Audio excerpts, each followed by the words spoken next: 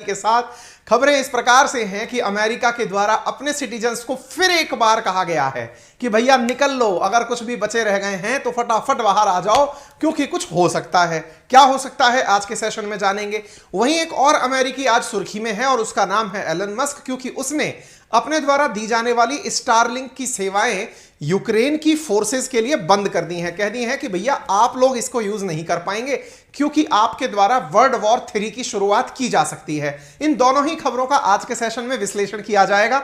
आप सभी से गुजारिश है कि एक बार जल्दी से सेशन को शेयर कर दीजिए, सभी साथियों को लाइव आने का इन्विटेशन भेज दीजिए। चलिए शुरू करते हैं। साथियों, आपके सामने इन दो किरदारों के बीच की जो चर्चा है वो अब लगभग 1 साल पुरानी होने जा रही है, क्योंकि आज से लगभग 10 दिन बाद ही पूरी तरह से इस घटना को 1 साल कंप्लीट हो जाएगा। फिलहाल आप 355वें दिन में चल रहे हैं।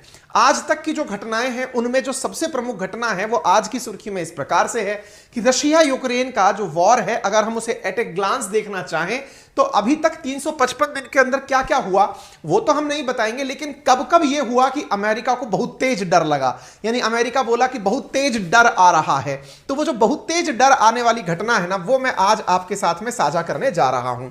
चलिए देखते हैं। साथियों, खबर कुछ इस प्रकार से है, United States tells citizens depart Russia immediately. जिस तरह से हम लोग आपको हिंदी की सुर्खी में लिखते हैं तो उसमें थोड़ा सा ऐसा लगता है पता नहीं सर अपनी मर्जी से तो लाइन नहीं बना रहे हैं। नहीं भाई, इतने बड़े संवाददाता नहीं हैं हम। रॉयटर्स की खबर है, हेडलाइन ये है, हिंदी में ट्रांसलेट हमने किया है, तुरंत अमेरिकी सिटीजन्स रशिया छोड़कर निकले, ये हेडिंग है। इसके बाद में सभी जगह यही हेडिंग कॉपी की गई है, आप देख सकते हैं, डिपार्ट रशिया इमीडिएटली, रशिया को जल्दी से छोड़े। लेकिन आप में से कुछ पुराने साथी मेरे साथ पहले से जुड़े होंगे, उन्हें यह बात सुनी सुनी सी लग रही होगी कि सर ये तो पहले भी सुना था कभी, अमेरिका ने अपने सिटीजन्स को शायद पहले भी ऐसा कभी कहा था क्या। बिल्कुल, आपकी याददाश्त सही दिशा में जा रही है। बाइडेन ने पहले भी सितंबर 2022 में अपने सिटीजन्स को कहा था कि जल्दी से छोड़ के निकल लो। आप में से कुछ लोगों के दिमाग में 2 प्रकार के प्रश्न बन जाएंगे इस सूचना के आधार पर। जब सितंबर में कहा था तो अब तक भी अमेरिकी लोग वहां क्या कर रहे हैं, और अमेरिकी और रशिया के बीच में जब बनता नहीं है कुछ भी, दोनों के रिलेशन इतने हॉस्टाइल हैं, तो फिर अमेरिकी लोग वहां कर क्या रहे हैं, मतलब बाइडेन की बात मानते नहीं है क्या। दोनों ही प्रश्नों के जवाब आज के सेशन में मिलेंगे। लेकिन फिलहाल के लिए यूएस एम्बेसी के द्वारा जारी की गई एडवाइजरी देख लीजिए, जिसमें यह साफ साफ कहा गया है कि आप लोगों को रशिया में रुकने की आवश्यकता नहीं है और जल्दी ही निकल जाना चाहिए। इसी बात पर रशिया का अखबार जिसका नाम है द टास, उसने क्या खबर निकाली, US embassy once again urges American to leave Russia. यह रशिया के अखबार के अंदर छपी हुई अमेरिकी खबर है। इसी खबर में यह जानकारी लिखी गई है कि सितंबर 28, 2022 को भी अमेरिका के द्वारा ऐसे ही वार्निंग इशू की गई थी। तो आप में से कुछ लोग कहेंगे इनकी वार्निंग का कोई मतलब भी होता है सर या फर्जी होती है।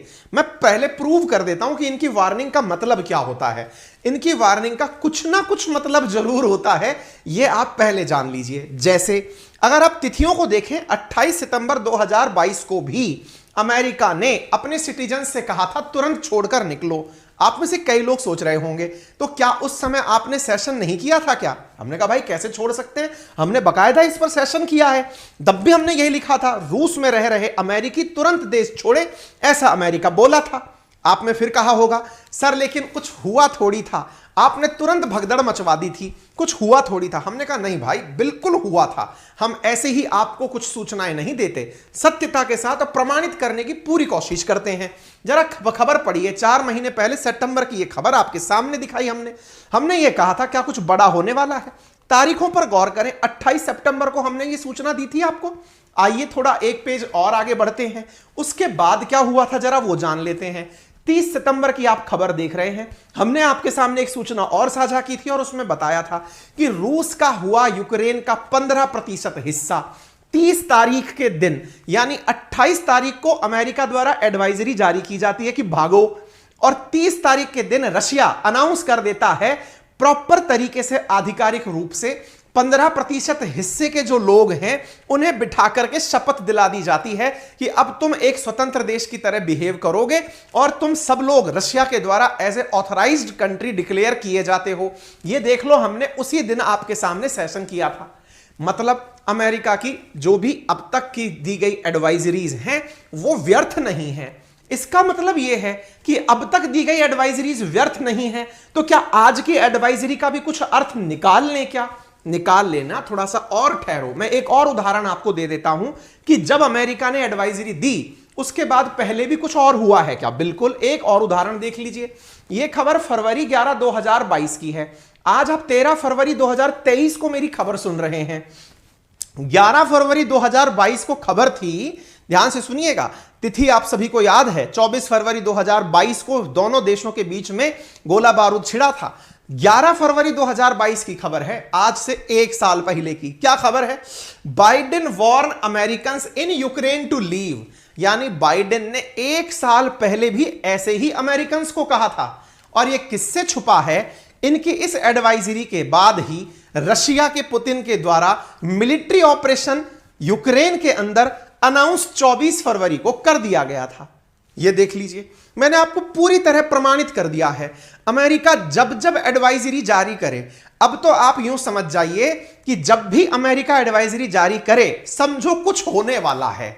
अब आप सबके मन में क्यूरोसिटी पनप गई कि अब अमेरिका ने, क्योंकि मैंने 2 प्रमाण आपको यूक्रेन के केस में दे दिए। 11 फरवरी 2022 को दिया, युद्ध हो गया, फिर दोबारा दिया, 15% हिस्सा ऑफिशियली डिक्लेयर कर दिया गया, अब तीसरी बार दे रहा है।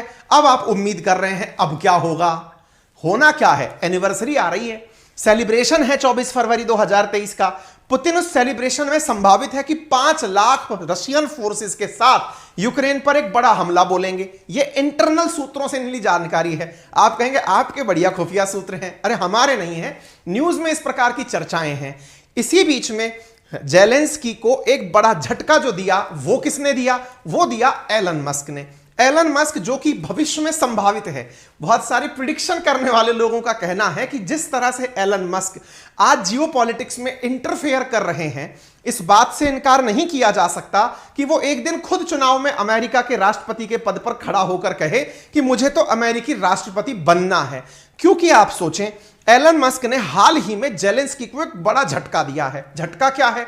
झटका यह कि जो स्टारलिंक नामक उनकी कंपनी है, जो इन दिनों यूक्रेन में इंटरनेट उपलब्ध करा रही थी, उसकी साफ साफ मनाही कर दी है कि आपके फौजी लोग इसका इस्तेमाल नहीं करेंगे। यूक्रेन के लिए यह बहुत बड़ा झटका है। इसका मतलब क्या है? क्या एलन मस्क रशिया के साथ साठगांठ कर लिए हैं क्या? By the way, Elon Musk की जितनी भी चर्चा हो, लेकिन आपके मन में यह जानकारी जरूर बनती होगी, यार ये कौन किरदार है? जब भी चर्चा हो एलन मस्क बीच में कूद आता है। मैं आपकी यह दुविधा आसान कर देता हूं। तो साहब, इस खबर के विस्तार की चर्चा में आगे की तरफ कदम। यूनाइटेड स्टेट्स ने जैसे ही यह बात बोली कि तुरंत यहां से छोड़कर निकलो, लोगों ने कयास लगाने शुरू कर दिए कि ऐसा क्यों हुआ कि अमेरिका ने अचानक बोला कि यहां से छोड़कर निकलो। क्या रशिया फिर से कोई बहुत बड़ी प्रिपरेशन कर रहा है? आंसर था नहीं। रिसेंट डेज में एक खबर और प्रकाशित हुई है, और वो क्या है कि रशिया के अंदर अमेरिका के कुछ ऐसे लोगों को गिरफ्तार किया गया है जो वहां पर रिलीजियस गैदरिंग के नाम पर एकत्रित हो रहे थे, लेकिन रूस में रहकर लोगों को भड़का रहे थे। इस प्रकार की जासूसी यानी एस्पियोनाज एक्टिविटी के तहत रशियन फोर्सेस के द्वारा अमेरिकी नागरिकों को गिरफ्तार किया गया है। यह खबर आप देख सकते हैं 19 जनवरी 2023 की। जैसा शुरुआत में आपके दिमाग में एक प्रश्न था, अमेरिका जब इतनी बार एडवाइजरी जारी कर चुका है तो अब तक भी अमेरिकन रशिया में कर क्या रहे हैं? सितंबर में जब एडवाइजरी जारी हुई है तो ऐसी स्थिति में फिलहाल ये कर क्या रहे हैं? तो मैं आपको जवाब देता हूं। यहां पर बहुत सारे ऐसे लोग हैं जो कि अपने द्वारा चर्च के माध्यम से धार्मिक काम करने आए हुए हैं। यानी यहां पर बहुत सारे पादरी या फिर ईसाई धर्म के जो प्रवर्तक हैं, वो अमेरिकी लोग यहां पर रशिया में इन दिनों आए हुए हैं और अपने द्वारा लोगों के अंदर अच्छी थॉट भरने का काम कर रहे हैं। लाखों एडवाइजरी के बावजूद भी वो लोग वहीं टिके हुए हैं। ऐसे ही एक आदमी को रशिया के द्वारा धर लिया गया। कब धर लिया गया? 19 जनवरी 2023 को, जब यह बात बाइडेन को पता चली कि वो व्यक्ति वहां रह करके रशियंस को भड़का रहा था। अब आप कहेंगे बाइडेन को पता चली, आप तो ऐसे कह रहे हैं जैसे उनको पहले से पता ही नहीं था। ऐसा पेपर बताते हैं कि जब उसे गिरफ्तार किया गया तो फिर अमेरिका को रियलाइज हुआ कि कुछ अमेरिकन अभी भी हैं, जबकि वास्तविकता में जासूसी जितनी भी होती है ये हेड को सब पता होती है। तो यूएस जो है वो ये चाहता है कि उसके जितने भी इस समय अंडरग्राउंड काम करने वाले जासूस भी हैं वो भी वहां से निकल लें। क्यों ऐसा कहा जा रहा है? क्योंकि रशिया के द्वारा किसी भी अमेरिकी को डिटेन किया जा सकता है। डिटेन का मतलब, जब दोनों देशों के बीच इतने ज्यादा संबंध खराब हैं तो फिर अमेरिकी लोग यहां क्या कर रहे हैं? इसका मतलब साफ है कि अमेरिकी यहां पर निश्चित ही अमेरिका के हितों की पूर्ति कर रहे हैं, तो रशिया उन्हें गिरफ्तार क्यों ना करे। यही कारण है कि इसी डिटेंशन के डर से अमेरिका अपने सिटीजन्स को वापस बुला रहा है। आपको कुछ दिनों पहले मैंने एक सेशन बताया था, खबर थी 9 दिसंबर की। खबर में मैंने एक बताया था कि एक बास्केटबॉल की प्लेयर थी जिन्हें इसी प्रकार से रूस के द्वारा गिरफ्तार कर लिया गया था।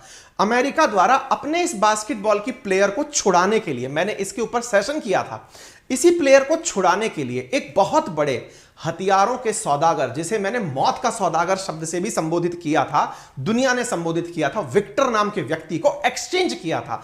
यानी अमेरिका को अपने WBA के एक खिलाड़ी को छुड़ाने के लिए एक बहुत बड़े अपराधी को रूस को देना पड़ा था।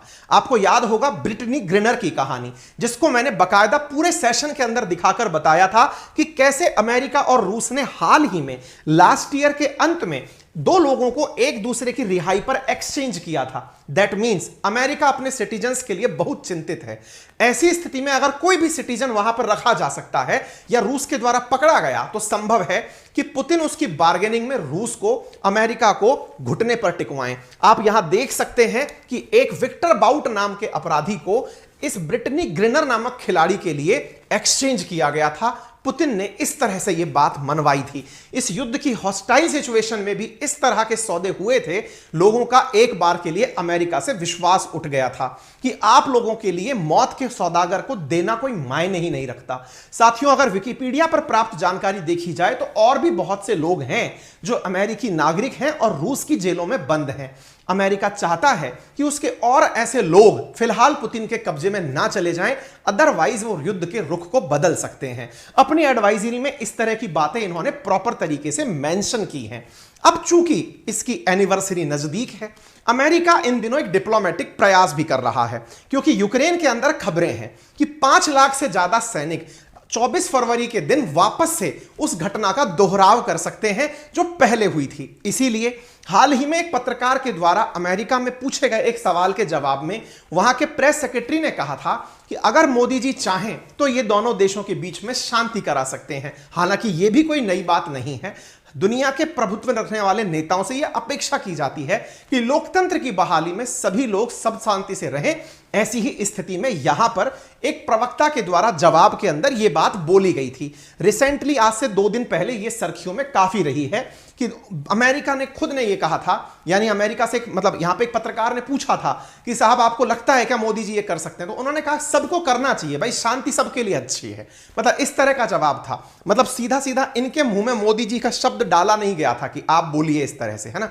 पत्रकार ने पूछा था तो इन्होंने कहा कि ठीक बात है ना, युद्ध शांत होना चाहिए, लेकिन यूक्रेन की भी स्थिति जानकर, यानी उसका भी पक्ष लेकर के ही युद्ध में शांति आनी चाहिए। यह स्टेटमेंट था। मैं आपको यह सुनाने करके फालतू में ज्यादा आगे नहीं घसीटूंगा। फिलहाल के लिए अब जो बात आ रही है वो एलन मस्क की है कि हाल ही में एलन मस्क ने ऐसा क्या किया जो कि जेलेंस्की को नागवारा गुजरा। एलन मस्क ने हाल ही में अपनी Starlink service, Starlink Elon Musk के द्वारा दुनिया को दिया गया वो इंटरनेट है जो सैटेलाइट के माध्यम से चलता है। आपको याद होगा जिस समय 24 फरवरी के दिन रूस के द्वारा यूक्रेन पर इन्वेजन हुआ था, उस समय रशियन फोर्सेस के द्वारा चलाए गए गोला बारूद से इनकी इंटरनेट सर्विस, यूक्रेनियंस की इंटरनेट सर्विस पूरी तरह से खराब हो गई थी। उस खराब हुई सर्विस को तत्काल प्रभाव से सैटेलाइट के माध्यम से एलन मस्क ने यूक्रेनियंस को उपलब्ध करवाया था, ताकि वो अपनी चीजों से पूरी तरह अवगत रह सकें, उन्हें अप टू डेट न्यूज मिल सके, बैंकिंग सेवाओं का लाभ मिल सके, चिकित्सकीय सुविधाएं उन्हें मिल सकें। इस प्रकार के लाभों के लिए एलन मस्क ने स्टारलिंक उपलब्ध कराया था। आप ये सुर्खी देख सकते हैं, आप यहां पर देख सकते हैं ये खबर 27 फरवरी को Starlink service is now active in Ukraine. 24 फरवरी के दिन इन्वेजन होता है, 27 फरवरी के दिन स्टारलिंक की सर्विस एक्टिवेट हो जाती है। और यहां पर आप खबर देखते हैं, Ukraine thanks Elon Musk for Starlink, और इस बात के लिए यूक्रेन एलन मस्क का धन्यवाद भी देता है। आप यहां पर इनके डिप्टी मंत्री के द्वारा दिया गया यहां पर एक मैसेज देख सकते हैं, स्टारलिंक हेयर थैंक्स, और यहां पर एलन मस्क 1 मार्च के दिन लिख रहे हैं योर वेलकम। दैट मींस इन्होंने इंटरनेट यहां उपलब्ध कराया और बड़ी मात्रा में उसका उपयोग किया गया। 9 फरवरी 2023 आज से 2 दिन पहले खबर आती है, और वो खबर क्या है? SpaceX curb Ukraine use of Starlink internet for drones. Starlink को यानी कि एलन मस्क को यह पता चलता है कि दिया गया था यूक्रेनियंस को इंटरनेट उनके जरूरी कामों के लिए, ताकि वो पैसे का ट्रांजैक्शन कर सकें, इंटरनेट के माध्यम से दुनिया से कनेक्ट रह सकें, हॉस्पिटल की सुविधाएं ले सकें। लेकिन जेलेंस्की की फोर्स इन दिनों उस इंटरनेट का उपयोग अपने ड्रोन को उड़ाने में कर रही है। ड्रोन को उड़ा करके रशियन फोर्सेस के ऊपर अटैक करवाया जा रहा है। चूंकि एलन मस्क को केवल एक देश की सेवा करके लाभ नहीं कमाना है, उसने तो स्टारलिंक पूरी दुनिया के लिए बनाया है, तो वो किसी एक देश के लिए कॉम्प्रोमाइज क्यों करेगा? एलन मस्क ने कहा कि मेरी सुविधाओं का उपयोग युद्ध में नहीं करोगे, अगर आप मेरी सुविधाओं का उपयोग वॉर में करोगे तो मैं अपनी सेवाएं रोक दूंगा। और वही हुआ। पहले यह रिपोर्ट थी, अब यह फाइनल हो गया। स्टारलिंक के सीईओ ने साफ कह दिया कि हम अपने द्वारा कभी भी अपने इंटरनेट का उपयोग वेपनाइज करने में नहीं करेंगे। हम दुनिया की सहूलियत के लिए तो इंटरनेट देने को तैयार हैं, लेकिन हमारे ही इंटरनेट से आप ड्रोन उड़ा करके रशियन फोर्सेस को मारोगे, यह अलाउड नहीं होगा। आप यहां खबर देख सकते हैं 11 फरवरी की, Elon Musk strike on Zelensky, Ukrainian army banned from using Starlink technology for drone war, कि आप ड्रोन चलाकर मारने के लिए इंटरनेट का उपयोग हमारे वाले का नहीं करोगे। अदरवाइज इसका अर्थ यह निकलेगा कि एलन मस्क जो है वो युद्ध को प्रमोट कर रहे हैं। By the way, Elon Musk पहले भी यूक्रेन को शांति की सलाह दे चुके हैं, तब भी लोगों ने इन्हें काफी ट्रोल किया था, यह कहते हुए कि एलन मस्क पुतिन के दबाव में है, जिसके चलते वो युद्ध की शांति के नए नए ऑप्शन सुझाते रहते हैं। फिलहाल इनके द्वारा किए गए इस प्रयास पे भी लोग इन्हें बहुत ट्रोल कर रहे हैं कि आप पुतिन की तरफ से बैटिंग कर रहे हो, तभी तो आपको जीतती हुई यूक्रेन की सेना अटकलें पैदा कर रही है। फिलहाल इस अड़चन का और अटकल का क्या मायना निकालें, यह तो आने वाला समय बताएगा, लेकिन अभी तक की जानकारी के अनुसार स्पेस एक्स ने अपनी सर्विसेज यहां पर देने से मना कर दिया है, स्टारलिंक ने अपनी सर्विसेज देने से यहां पर इनकार कर दिया है। अब यह इनकार कितना आगे बढ़ता है, इससे युद्ध पर क्या असर पड़ता है, यह तो आने वाला समय बताएगा। लेकिन आपको इतनी सारी जानकारी इतने से सेशन में मिल गई, और अगर आपको यह अच्छी लगी तो यह तो आप मुझे तुरंत बता सकते हैं। तरीका छोटा सा है, वीडियो के राइट हैंड कॉर्नर पर नीचे की तरफ एक लाल रंग का बटन है जिस पर सब्सक्राइब लिखा है। अगर आप उसे दबाते हैं तो उसका कोई चार्ज नहीं लगता। मुझे फायदा यह होता है कि मैं जब भी कोई नई सूचना लेकर आता हूं, आप तक तुरंत वो सूचना पहुंचाने में कामयाब हो जाता हूं।